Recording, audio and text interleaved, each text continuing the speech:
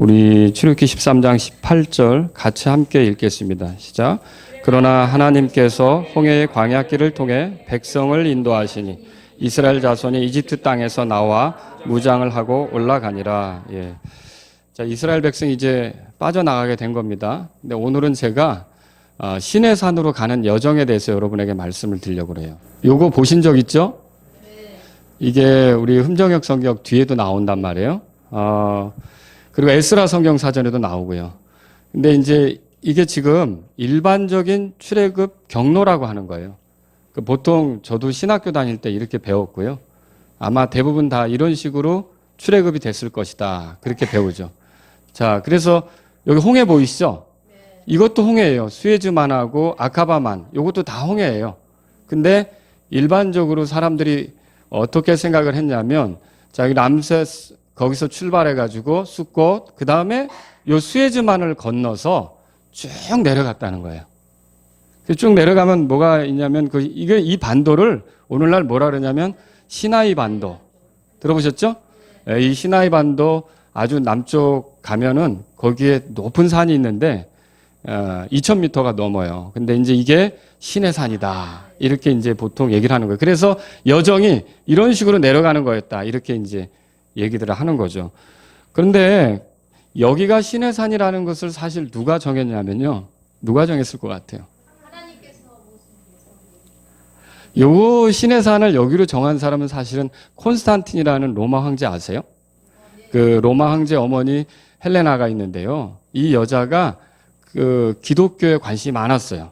그리고 특히 뭐에 관심이 많았냐면 성경에 나온 사건들이 어느 장소에서 일어났느냐.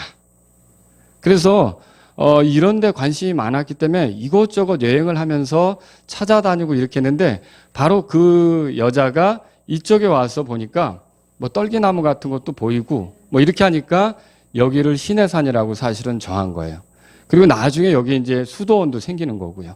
그래서 어떻게 보면 이 시작은 이곳이 시내산이다라고 하는 것은 그 황제의 어머니 탓이 큰 거예요. 아시겠죠? 예. 그런데 가만히 생각해 볼 때 뭐가 문제냐면요. 자, 그 출애굽기 경로, 그러니까 출애굽의 경로를 이해할 때 시내산이 어디 있느냐 이게 굉장히 중요한 거예요. 왜 그러냐면 하나님께서 이스라엘 백성을 불러내기 전에 모세를 불렀잖아요. 근데 모세를 불렀는데 모세에게 이렇게 말해요. 다 같이 한번 읽어보죠. 시작. 그분께서 이르시되 내가 반드시 너와 함께하리라. 내가 백성을 이집트에서 데리고 나간 뒤에 너희가 이 산에서 하나님을 섬기리니 너에게 이것이 곧 내가 너를 보낸 증표가 되리라. 그러니까 하나님께서 호렙산에서 하나님의 산 호렙에서 모세를 만나시고 하신 말씀이 뭐냐?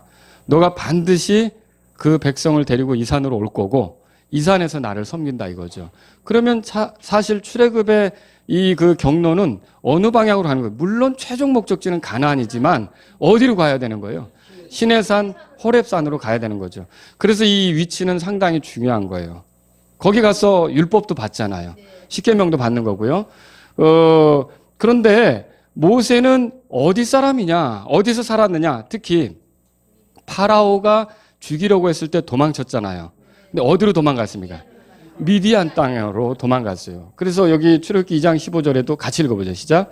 이제 파라오가 이 일을 듣고 모세를 죽이려고 찾았으나 모세는 파라오의 얼굴을 피해 도망하여 미디안 땅에 거하며 우물 옆에 앉았더라. 그러니까 미디안 땅에 거하면서 미디안의 제사장이라고 하는 이드로, 그 이드로의 사위가 됐어요. 그리고 이드로의 양떼를 치는 그런 목자로서 지냈던 거죠. 그러니까 활동 무대는 사실 어디냐면 미디안 땅이 되는 거예요. 아시겠죠? 그런데 지금 다시 그 성경 지도를 꺼냈는데, 자, 여러분 여기서 미디안을 찾을 수 있겠어요? 미디안이 어디 있죠? 오른쪽 밑에 있네요. 여기가 미디안 땅이라는 거예요. 그러면 사실 모세가 이집트에 있다가 이렇게 도망가서 미디안 땅으로 들어갔다는 얘기예요. 그리고 거기서 가축대를 치고 그 다음에 한 40년을 목자로서 이렇게 거기서 보낸 거죠. 아시겠죠? 근데 저가 사실은 그 일찍이 신학교 다닐 때 목회 초기에도 그랬어요. 풀리지 않는 문제가 하나 있었어요. 그 모세가 여기서 살았는데 아침에 양떼를 몰고 나갔단 말이에요. 근데 호렙산에 올라갔다 그랬잖아요. 근데 이게 산이 어디 있다 그랬어요? 여기 있다 그랬죠? 이거를 하루 만에 갈 수 있을까? 어떻게 생각하세요? 이거를 하루 만에 간다는 거는 도대체 이거를 어떻게 이거를 풀어야 되는가? 이 고민이 저한테 사실은 있었어요. 아, 이거 진짜 어려운 문제구나. 그런 생각을 했던 시절이 있습니다. 그리고 또 여러분 뭐가 이렇게 얘기가 되냐면 다시 한번 읽어보죠. 나중에 호렙산에서 이제 주님을 만났는데 모세가 아까 지금 제가 말한 그 호렙산으로 가는 거예요. 근데 그걸 한 오전 내내 갈 수 있는 거리인가? 갔다가 와야 되잖아요, 또. 뭐 그런 거리인가? 한번 출애굽기 3장 읽어보죠. 시작. 이제 모세는 자기 장인 곧 미디안의 제사장 이드로의 양떼를 지키더라. 그가 그 떼를 사막의 뒤편으로 인도하여 하나님의 산 호렙에 이르매. 그러니까 사실 거기에 사는데 약간 뒤편으로 인도해서 하나님의 산 호렙에 이르렀다는 얘기죠. 그리고 또 하나의 문제가 있어요. 이게 보면 여기 지도에 보면요. 여러분이 여기 보이실라나 모르겠어요. 이게 이집트 말하자면 뭐 이집트의 강. 흠정역 성경에서는 그렇게 나와요. 이집트의 강이 요거예요. 요거.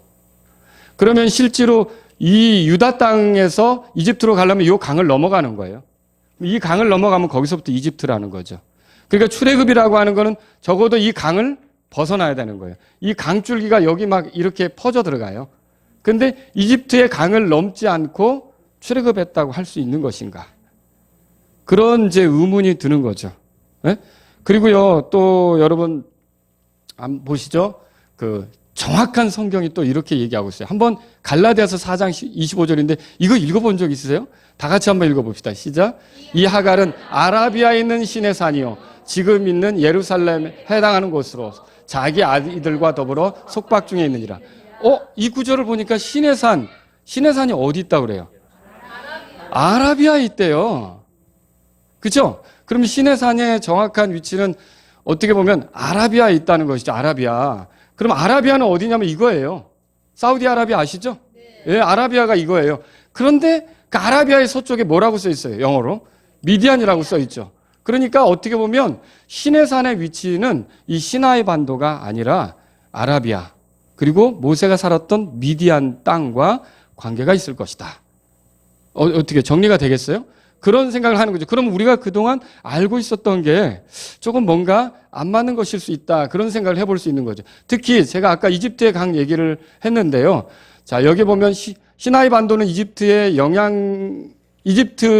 영향력에 있어서 온전한 탈출이라고 할 수가 없어요. 왜 그러냐면 아까 이집트 강 얘기를 했죠. 아스몬 쪽으로 나아가 이집트의 강까지 나아가며 이게 뭐냐면 유다의 남쪽 지경이 이거예요. 그러니까 유다의 최남단이 아스몬에서 이집트 강. 자, 그게 여호수아기 15장 4절에 나와요. 그러면 그 강이 뭐냐면 여긴 조금 더 진하게 나오네요. 이집트 강. 요거예요. 그리고 아스몬이 여기예요. 그러면 요거가 넘어가면 여기가 이집트라는 거예요. 아시겠죠? 그러니까 이 위는 유다 땅이 되는 거고요. 그리고 에시온 게빌이라고 그 여호사밧 때 배 만들던 곳이 있어요. 근데 이런 요 경계가 말하자면 유다의 남단에 해당하는 거예요. 그러니까 여기까지는 어떻게 되느냐면 아직도 엄밀히 말하면 이집트 땅이 되는 거예요. 그 예를 어떻게 할 수 있냐면 여러분 지금도 이집트의 지도는 이렇게 되고요. 이스라엘이 6.1 전쟁을 했던 거 아시죠? 6.1 전쟁 했는데 쳐들어오기는 이집트가 공격을 했지만 나중에 이스라엘이 요 시나이 반도를 점령해버려요. 그리고 수에즈 운하까지 이제 들어가죠. 그리고 코앞에 이제 카이로가 닥쳤는데 이집트가 항복을 했어요. 그래서 전쟁은 끝났단 말이에요.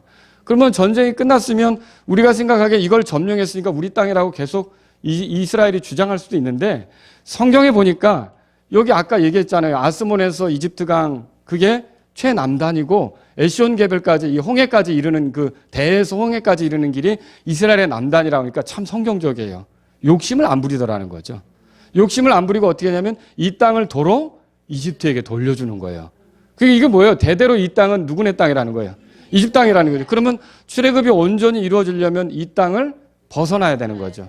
그럼 벗어난다면 아까 얘기한 것처럼 아라비아에 있는 게 시내산이나 호렙산이 아라비아에 있는 게 우리가 생각해 볼 수 있는 거죠. 무슨 말인지 알겠죠? 그리고 미디안 땅하고 관계가 있다. 이렇게 생각을 해볼 수가 있는 거란 말입니다. 자, 그러면 우리가 홍해 광야길, 오늘 읽은 말씀이에요. 홍해 광야길로 이렇게 갔다고 했는데 다시 한번 다 같이 한번 읽어보죠. 시작. 그러나 하나님께서 홍해의 광야길을 통해 이스라엘 자손이 이집트 땅에서 나와 무장을 하고 올라가니라. 홍해 광야길로 가는데 그래서 우리가 추론할 수 있는 건 뭐냐면, 자, 여기에 보면은 우리가 성경에서 블레셋 사람들의 땅의 길 나오죠. 예, 이거는 바로 위로 올라가는 거예요. 그리고 수르의 길이라고 또 있어요. 그리고 또 하나는 뭐냐면 여기 이렇게 보통 상인들이 이렇게 가가지고 왕의 대로라고 하는 곳으로 이렇게 장사꾼들이 돌아다니고 이렇게 했는데, 요게 홍해로 가는 광야길이라고 할 수 있어요. 무슨 말이냐면 홍해가 다 둘러싸이는 광야로 들어가는 거예요. 아시겠죠? 홍해 광야길. 그래서 최근에 이렇게 이제 그 시내산이 어디 있는가 볼 때 새로 나온, 기존에 수백 년 동안 우리가 이 시나이 반도에 시내산이 있다고 생각했지만 이렇게 해서 홍해 광야길로 가가지고 이쪽에 홍해를 건넜을 거다. 무슨 말인지 아시겠죠? 그리고 이 미디안 땅으로 건너갔을 거다. 그리고 여기서 시내산 호렙산에서 하나님이 말씀하신 그곳으로 들어가서 결국은 하나님을 만나고 섬기고 모세 율법도 받게 됐을 것이다. 이렇게 우리가 알 수 있는 거죠. 그러면 이렇게 주장한 이제 사람들이 있는데 누구냐면 요세푸스 아시죠? 이 사람이 유대인들에 관한 자료를 많이 정리한 학자란 말이에요.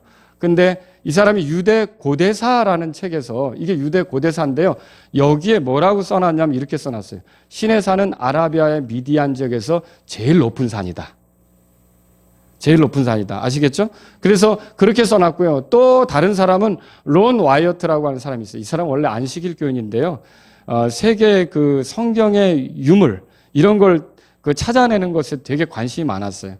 근데 이 사람이 아까 오른쪽에 아카바만 홍해바다 있었잖아요. 거기 한 중간쯤에 가서 이렇게 여행을 하다가 커다란 기둥 하나를 만나요. 둥근 기둥을요. 근데 그 기둥을 보니까 그 기둥이 좀 심상치가 않아요. 그런데 그 기둥이 있는 해변 있잖아요. 바다. 그런 바다를 이렇게 조사하는 중에 뭐가 나오냐면 어떤 군대의 수레바퀴 있잖아요. 그런 것들이 발견된 거예요. 그래서 이 사람이 78년에 여행 중에 그런 걸 발견하고 저 건너편으로 한번 건너가고 싶다. 근데 거긴 사우디아라비아인데 마음대로 못 들어가거든요. 그래서 결국 어떻게 하냐면 나중에 84년도에는요, 미리국을 해요.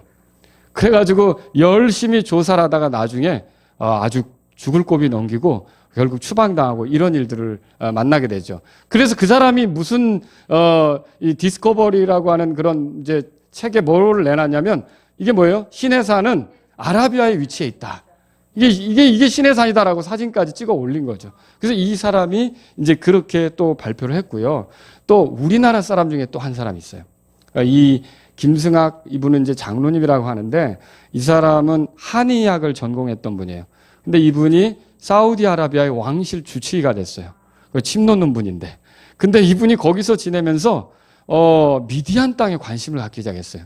그래가지고 기회가 되면 그 미디안 땅으로 가서 이렇게 보는데 성경에서 말한 어떤 흔적들, 이런 것들을 이분이 찾기 시작한 거예요.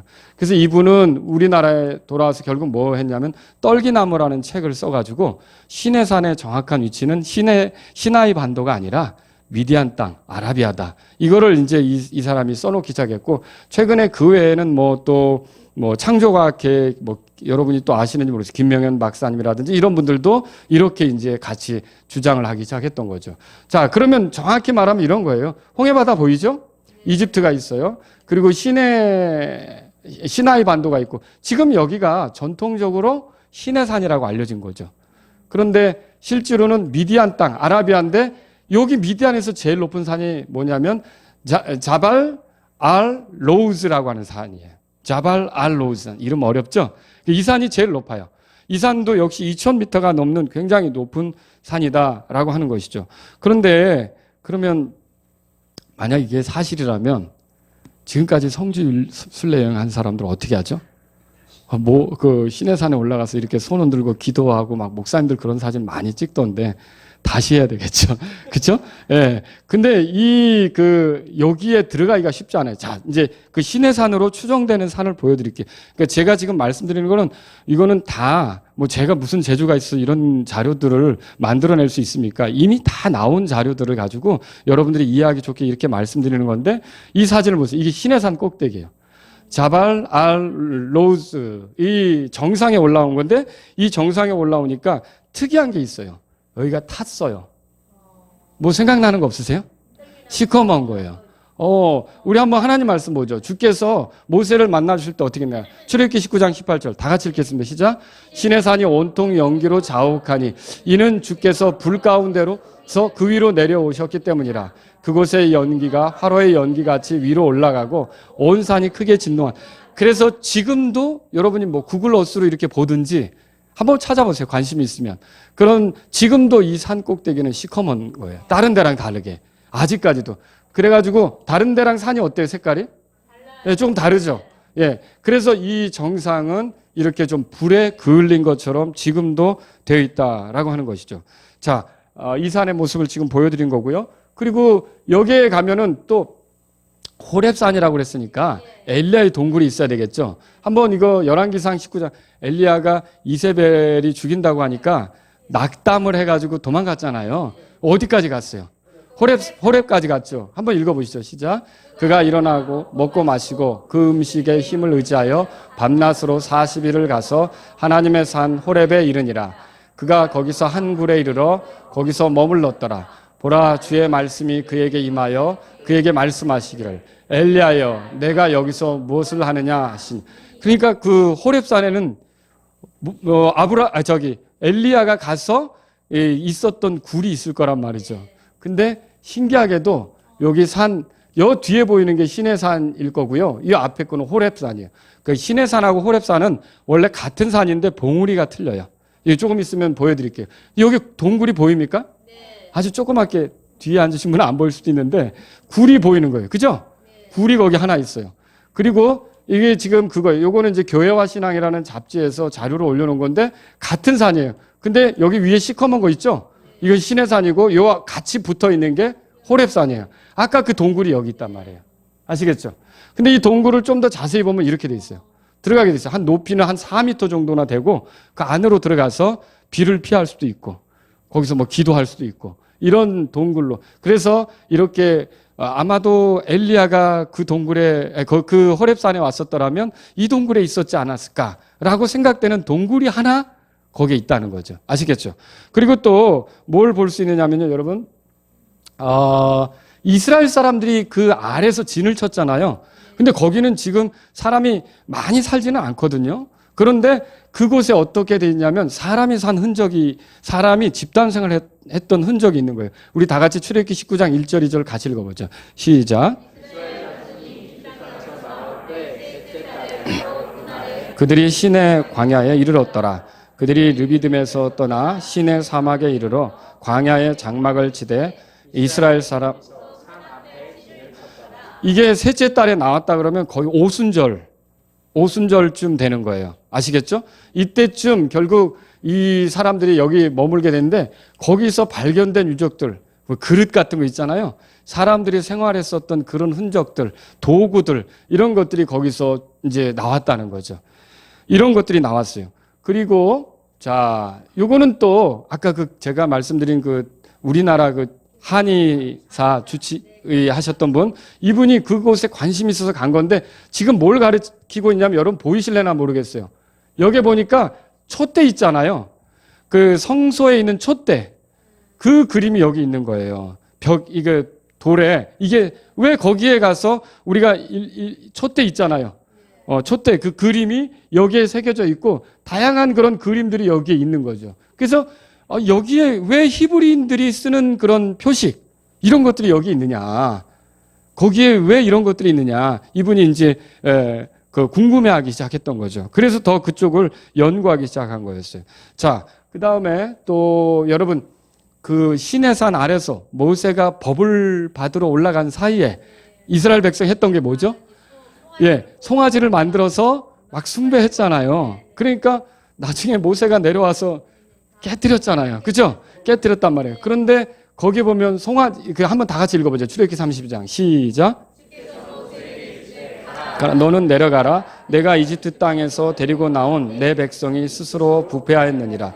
그들이 내가 그들에게 명령한 길에 속히 떠나 자기들 위해 송아지를 부어 만들고 그것에 경배하며 그것에 희생을 드리고 말하기를 오 이스라엘아 데리고 올라온 내 신들이니라 하니라. 그런데 바로 그 산 아래에 뭐가 있냐면 이런 그림이 있는 거예요. 이런 어떤 제단 같은 거 있잖아요. 혹시 만약에 금송아지가 있었다면 이런 데 올려놓지 않았을까. 그런 이제 생각이 그런 그 제단 같은 것이 있고요. 보이세요, 요거? 뭐죠? 바위 이곳저곳에 금송아지 그림, 송아지 그림이 이게 이집트 사람들이 쓰는 표시과 같은 것이 여기 이집트 땅이 아니거든요. 근데 출애굽한 사람들이 왔었으면 이집트의 영향을 받아 이런 걸 그려놨을 수 있다는 거죠. 자, 보이세요? 이렇게 크게 송아지 그림 이런 것들이 소그림 여기저기 이렇게 있다는 거죠. 왜 그 동네에 거기 가니까 바위들의 이런 그림들이 잔뜩 있냐는 거죠. 한두 군데가 아니고 여러 군데. 그래서 얼마나 소를 숭배했는지 그 분위기를 읽어볼 수 있는 그런 거라는 거죠. 자, 그 다음에 이스라엘 백성이, 근데요, 여기는 현재는 통제구역이에요. 여기 초소가 있고 여기 철조망 보이세요? 이게 못 들어가게 돼 있어요. 그래가지고 미리국을 하고 막 이렇게 한 건데 왜 그러냐면 사우디아라비아 정부가 이게 히브리인들의 그러니까 유물이 여기서 나온다 이렇게 생각하니까 접근을 통제시킨 거예요. 이 히브리인들의 유물, 유대교잖아요. 히브리인들은 이게 근데 이 사람들은 무슨 종교를 믿어요? 이슬람이잖아요. 그러니까 이 히브리인들의 유물이 여기서 나온 것을 알고서 어떻게 했냐면 아무나 못 들어가게 통제를 시키고 초소도 만들어 놓고 이렇게 하는 거예요. 그래서 지금은 들어가기가 어렵대요. 근데 안타까운 거는 이제 이게 아마 여러분들이 유튜브에 들어가 보면 제가 지금 그 제목을 잃어버렸는데 나중에 아마 생각이 나면 좀 말씀을 드릴 수 있겠는데 이게 뭐냐면 이 지역을요 사우디아라비아에서 거대한 도시를 짓는다는 거예요. 그 거대한 도시를 지으면 이 유물들이 다 어떻게 될까요? 없어지겠죠. 이제 이런 문제가 생길 수 있는 거예요. 자, 그런데 여기 보세요. 르비딤이라는 곳에 이르렀을 때 물이 없었던 거 아시죠? 자, 한번 다 같이 읽어보죠. 시작. 이스라엘 자손의 온 회중이 주의 명령에 따라 신광야에서 떠나 자기들의 여정대로 이동하여 르비딤의 장막을 쳤으나 거기에 백성이 마실 물이 없었으므로 그랬죠. 마실 물이 없었다 그랬어요. 근데 이때 어떻게 하죠? 해결 방법이 뭐였어요? 주께서 호렙산으로 가서 호렙 아래서 반석을 치라 그랬어요. 자, 그래 다 같이 읽어보죠. 시작. 보라, 내가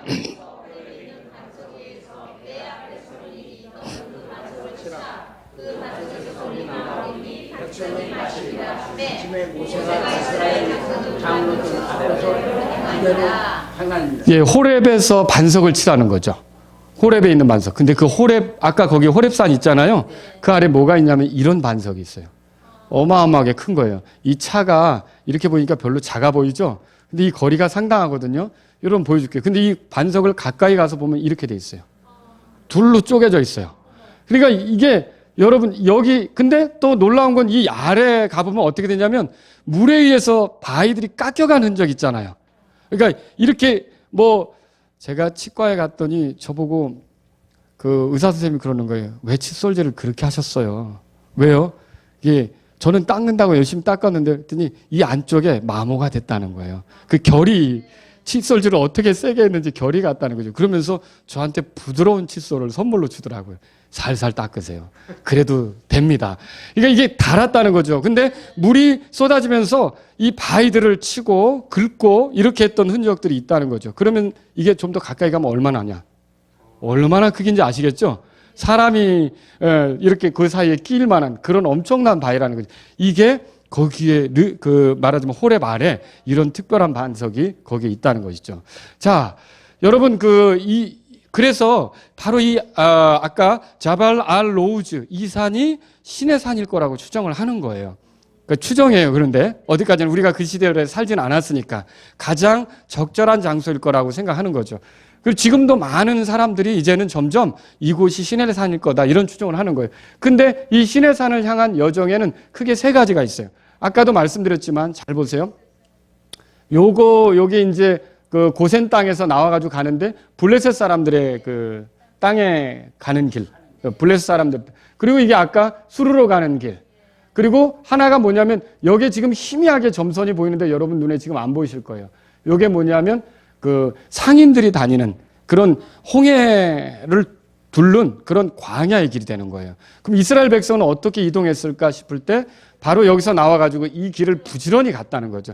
그리고 여기 끝에 가보면 이제 뭐가 나오냐면 에담이라고 하는 곳이 나오고요. 여기서 뭐가 인도했죠? 불기둥, 구름기둥 인도했죠? 그럼 이 사람들이 자기들이 원하는 방향으로 갑니까? 그게 인도하는 대로 갑니까?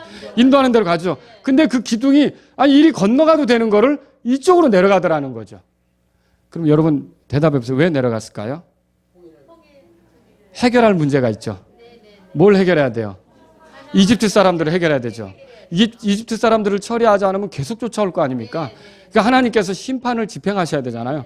그래서 안티 기독교 사이트에 들어가 보니까 너무 무지막지한 말을 써놨더라고요. 이렇게 홍해에서 이집트 사람들을 쓸어버린 하나님을 잔인하다. 이렇게 막 표현하면서 막 얘기를 했더라고요. 근데 하나님이 얼마나 기회를 주셨습니까?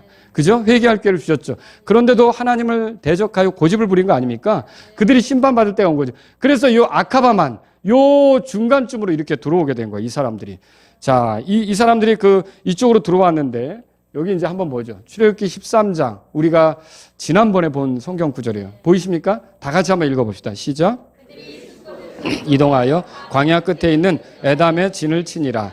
주께서 그들의 앞에 가시며 낮에는 구름 기둥으로 그들을 인도하시고 밤에는 불기둥으로 그들에게 빛을 주사 낮과 밤에 가게 하셨으며 낮에는 구름 기둥을 밤에는 불기둥을. 이게 저는 여기 키로수가 굉장히 되는데 이걸 어떻게 사흘길에 갈 수 있었을까? 저는 사실 그게 궁금했는데 이제 이 성경이 이게 풀어주는 거예요. 밤낮으로 간 거예요. 그리고 놀랍게 하나님의 기적이 있어서 여러분 엘리야가 아합에게 왕이시여 비가 오니까 빨리 성으로 들어가세요 하고 하는데 아합 왕이 이렇게 마차 타고 갈 때 그 앞에 달려갔던 거 아세요? 읽어보셨어요? 그 소위 말하면 축지법.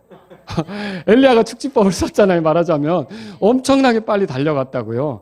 그런 것처럼 하나님께서 이 엄청나게 많은 그런 백성들을 인도하시는데 놀랍게 도와주셨고요. 지치지 않게 하셨고요. 밤낮으로 이동해서 결국 움직이게 하셨던 거죠. 자, 그래서 우리가 아까 이제 어떤 길로 가냐면요. 그런 그 계곡을 따라 결국 여기가 홍해거든요. 홍해까지 가는데 굉장히 넓어 보이지 않습니까? 이런 장소가 아카바만의 그 시나이 반도 쪽에 있는 거예요. 이 장소가 여기 있는 거죠. 근데 여기가 어디냐면 오늘날에는 그때는 여기 성경에 보십시오. 거기 보면 비하히롯이라고 들어보셨죠? 근데 지금은 이걸 누에이바라고 이렇게 불러요. 이 계곡을 여기 와디 아티르 계곡을 지나서 이곳으로 간 거예요. 자, 여기에 바로 그 기둥이 있었다는 거예요. 아시겠죠? 이 기둥이 있었고 저 건너편에도 이 기둥이 있는데 그러면 여기 있는 거는 거의 지워졌고요. 저 건너편에 있는 기둥에는 뭐가 있냐면 히브리 글자로 써 있고요. 솔로몬이 세웠다라고 돼 있고요. 홍해를 도하했다. 도하 아시죠? 건넜다. 홍해를 건넌 것을 기념한다. 그런 기둥이 있다라고 하는 거죠. 자, 이게 그 기둥이에요. 자, 그리고 이거를 위에서 내려다 봤어요. 자, 아까 그 계곡에서 내려오잖아요.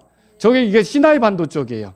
이게 그 아카바만이고요. 그 계곡에서 내려오면 이렇게 넓은 그런 모래가 쌓였는지 굉장히 평평한 지역이 있는 거예요. 그럼 여기 한 200만 사람이 여기에 몰릴 수가 있겠죠. 그죠? 이걸 이렇게 이제 한번 다 같이 읽어봅시다. 시작.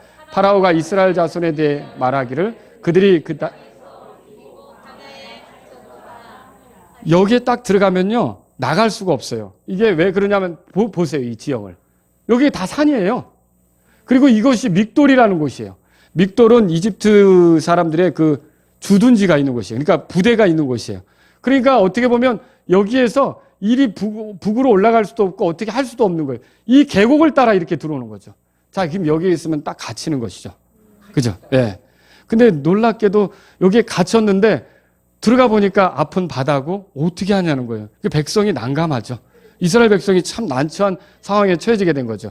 이게 지금 바다 쪽에서 이걸 본 거예요. 몇 분 다 산이고 요 계곡으로 이렇게 오는 거죠. 근데 여러분 보세요. 요 출애굽기 14장 우리 다시 한번 다 같이 읽어보죠. 시작.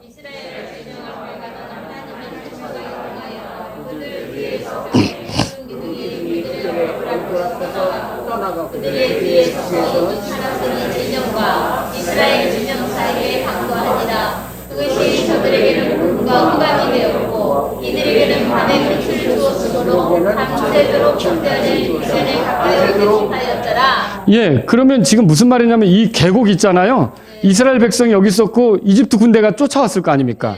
들어가는 길은 이거밖에 없어요. 문 같아요. 통로란 말이에요. 근데 이렇게 통로가 됐을 때 구름 기둥하고 불 기둥이 등장하네요.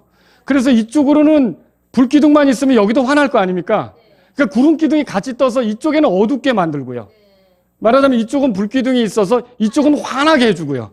그러니까 이 기둥이 두 개가 있으니까 이집트 사람들이 올 수 있어요. 이 좁은 공간에 못 들어오는 거예요. 거기서 뭐 어떻게 못하고 기다리고 있는 거죠. 자, 그런데 보세요. 이게 아카바만 홍해, 여기는 아라비아고요. 이걸 건너가야 돼요. 물이 좀 얕은 것 같죠? 여기 잘 건너갈 수 있을 것 같아요? 이거 진짜 난감한 상황이라고요. 근데 그러니까 백성들이 뒤에 이집트 군대가 온 걸 알고 초조해지는 거예요. 여러분 성경 읽어보면 아시죠? 왜 우리 여기로 데리고 왔냐고 이게 막 난리가 난 거죠. 앞으로 가지도 못하고 뒤로 빠지지도 못하고 이런 상황 속에 있는 거 아닙니까? 자, 그런데 놀랍게도 여기 놀라운 신비가 있어요. 이게 뭐냐면 홍해바다가 갈라지잖아요. 근데 이 홍해바다가 이렇게 제가 지난번에 1200m 정도 수심이 된다 그랬죠? 그럼 홍해바다가 갈라졌을 때 이렇게 갈라지죠. 그렇죠? 이게 물이 기둥이 될 거 아닙니까? 기둥이 돼서 이제 건너간단 말이에요. 뭐 건너가는데 아마 이쯤 이제 평지가 이쪽에 있으니까 이제 건너가겠죠. 건너가는데 이게 건너갈 때 1200m라면 어떻게 갈 것 같아요? 엄청 또 내려갔다 1200m를 내려갔다가 또 1200m로 올라가야 된다. 그러면 전부 다 저기 우리 그 인천대공원에 있는 160m 되는 산 올라가도 헐떡거리는데 이게 가다 할아버지 할머니들은 어떻게 될 것 같아요? 얼마나 힘들까? 애들은 또 얼마나 힘들겠어요. 그렇죠? 이게 이렇게 이게 바다가 갈라진다고 해도 이거는 정말 건너가기가 힘든 상황이라는 거죠. 근데 놀랍게도 이 바다가 어떻게 되는지 아세요? 이 바다가 다른 데는 1200m로 내려가는데요. 말하자면 여기 아까 누에이바에서 그 건너편 아라비아로 가는 쪽은요, 거의 평지예요. 이상하죠? 거의 평지돼 있어요. 그래서 이게 해저 지도도 이렇게 보면 여기가 이렇게 거의 평지가 돼 있어요. 그래서 이렇게 내려가는 듯 하는데 최고 내려가는 데는 한 200여 미터가 좀 넘어가고 다시 이렇게 완만하게 올라가는 거예요. 이게 놀랍지 않습니까? 이런 식으로 돼 있고요. 그런데 이 길이가 어떻게 되냐면 여기가 보면은 한 16km 정도 되고요. 15, 16km 정도 되고요. 길이는. 폭은 뭐 말하기는 이렇게 이제 들어가면은 어디는 뭐 6km라고도 하고 그거 좁아지는 데도 있고 막 왔다 갔다 합니다.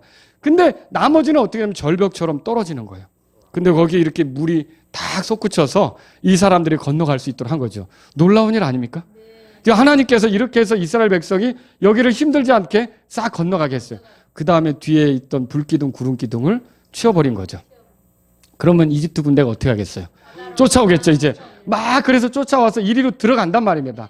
들어갔는데 모세가 다시 이제 손을 내미니까 어떻게 되겠어요? 물이 합쳐졌겠죠. 그런데 이 물 속에서 나오는 게 뭐냐면 바로 이런 거예요. 자, 보세요. 이게 이집트의 역사적으로 전해오는 그런 전차 바퀴 그런 거거든요. 이게 뭐, 살이 4개인 것도 있고, 6개인 것도 있고, 8개인 것도 있단 말이에요. 근데 이 바다 속에, 바로 그 바다 속에서 발견한 것들이에요. 그 바다에 그런 것들이 있다는 거예요. 그리고 홍해바다, 그리고 또 이런 것도 있어요. 이런 이게 축이죠. 바퀴예요. 얼마나 오래됐는지 산호가 거기에 자리를 잡은 거예요. 산호초가. 그리고 이것도 보세요. 동그랗죠? 이것도 역시 바퀴가 있는 모습이라고 박혀 있어요. 이런 산호가 박혀 있는 거죠. 그 바다에 이런 것들이 있다는 거죠. 그러니까 많은 병사들이 수장된 흔적이 거기에 있다는 거죠. 바퀴들. 그 바다에 이런 바퀴들이 이렇게 있다는 거죠. 그리고 또 사람들의 뼈, 말뼈 이런 것들이 거기서 많이 나오게 된다는 거죠. 그러면 보세요. 우리 출애굽기 14장 22절 다 같이 읽겠습니다. 시작. 이스라엘 자손이 물들은 그들의 오른손과 왼쪽에서 그들 위에 벽이 되었더라. 물이 벽이 된 거 아시죠? 이렇게 해서 출애굽을 한 거예요. 자, 이렇게 해서 출애굽했는데 제가 참 좋아하는 그림입니다. 이거 보면 그렇게 시원해져요. 근데 이게 이제 물론 상상으로 그린 거지만 물이 갈라지고 백성들이 지나가는 거잖아요. 바로 이렇게 해서 아라비아 땅으로 가가지고 그 아까 말한 우리가 추정하는 산이지만 탄 그 산으로 가서 거기서 주님의 율법을 받고 이스라엘 백성이 지냈을 거다. 이게 바로 오늘 제가 여러분에게 이제 이 얘기 드리는 시내산 여정이 되는 겁니다. 근데 이걸 통해서 우리가 알 수 있는 게 있어요. 하나님께서는요, 자신의 말씀대로 어떻게 해요? 그 호렙산으로 그들을 이끈다고 했는데 그대로 하셨습니까? 네, 신실하신 하나님이세요. 그분은 신실하시고 자신이 하신 말씀을 어김없이 지키는 거예요. 여러분과 제가 이런 하나님을 알 때 어떻게 하겠어요? 하나님께서 이렇게 말씀하신 대로 한다면 우리는 자꾸 하나님 말씀에 관심을 갖고 주님의 약속이 뭔가 이런 것들에 귀를 기울이고 그 눈을 고정하고 이렇게 하면서 하나님 말씀을 쫓아가야 되는 거예요. 또 여러분은 어떤 겁니까? 하나님의 전능하심, 바다를 가르시다니요. 놀랍지 않습니까? 그리고 이 사람들이 이동할 때 힘을 주시다니요. 불기둥과 구름기둥을 내셔서 이집트 사람들이 접근하지 못하게 하시다니요. 놀랍지 않습니까? 아까 반석 그 그림 보셨죠? 목이 마르다고 하는데 마실 물은 없는 그 광야에서 반석을 쪼개서 두 조각 나게 해서 물이 나오게 하시다니요. 하나님은 어떤 분이에요? 전능하신 분이라는 거죠. 여러분이 이런 전능하신 하나님을 신뢰하면서 어려운 일이 있을 때마다 이 하나님을 찾으실 수 있기를 바랍니다. 이 하나님이 우리의 구원을 이루시는 분이에요. 이 하나님이 예수님을 통해서 얼마든지 우리를 만나주시는 분이에요. 우리가 예수님 피로 구원받았기 때문에 이 하나님을 찾는다면 하나님께서 못 들은 척 하지 않는다는 거죠. 왜 이런 성경에 기록되어 있을까요? 오늘을 사는 우리가 이거 옛날 얘기네 라고 덮어두는 게 아니라 이때 이렇게 하셨다면 오늘날도 내가 아까 여러분 누에이바 바닷가에 몰렸을 때 딱 갇혔잖아요. 앞으로 가지도 못하고 뒤로 가지도 못하는 그런 상황 아닙니까? 옆에는 산들이 있고 빠져나갈 수도 없고 그런 코너에 몰린 것 같고 꼼짝달싹 못하는 그런 상황인 것 같아도 주께서 뜻하신 바가 있고 주님이 도우신다면 헤쳐갈 수 있다는 거죠. 넘어갈 수 있다는 거죠. 오히려 이 이집트의 이런 군대들이 하나님의 심판을 받으면서 나를 더 이상 괴롭게 못하는 그런 상황이 벌어질 수 있다는 거죠. 전능하신 하나님을 신뢰하시기 바랍니다. 그리고 제가 말씀을 준비하면서 놀란 것은 아까 여러분이 보셨듯이 아카이만에 거기 뭐가 있었습니까?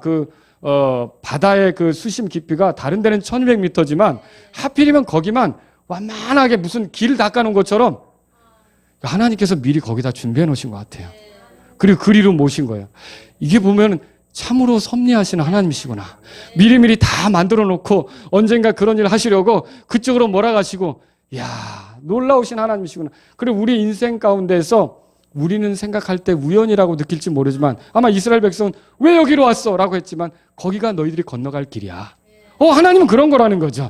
거기에 미리 딱 바다로 완만하게 길을 만들어 놓고 건너갈 수 있게 하셔서 그렇게 인도하신 그 하나님을 생각한다면 우리가 좀 당황스럽고 어려운 일이 있어도 이런 것들은 다 뭔가를 또 향하여 가도록 주님께 더 가까이 가도록 이렇게 여러분 섭리로 인도하시는 길이라는 걸 믿으시란 말이죠. 그리고 낙심하거나 절망하거나 흔들릴 것이 아니라 주님을 신뢰하면서 가실 수 있기를 바랍니다. 오늘 이제 여기서 말씀을 마치는데요. 잠깐 일어서시겠습니다. 여러분 가운데 이 전능하신 하나님, 신실하신 하나님, 섭리하신 하나님을 내가 의지하면서 더 가까이 가야겠다. 어려운 일이 있을 때 낙심할 게 아니라 주님께 기도해야겠다. 주님을 의지하겠다. 혹시 여러분 지금 이 순간에 여러분이 나름대로 갖고 계신 어려움이 있습니까? 하나님 이 어려움에 대해서도 내가 코너에 몰린 것 같지만 주님이 도와주십시오. 이런 분들이 있다면 이 시간 주님 앞에 나아가십시오. 내가 주님을 의지한다고 하지만 이렇게 신실하시고 전능하신 하나님을 의지하지는 못했습니다. 하나님 저를 좀 도와주십시오.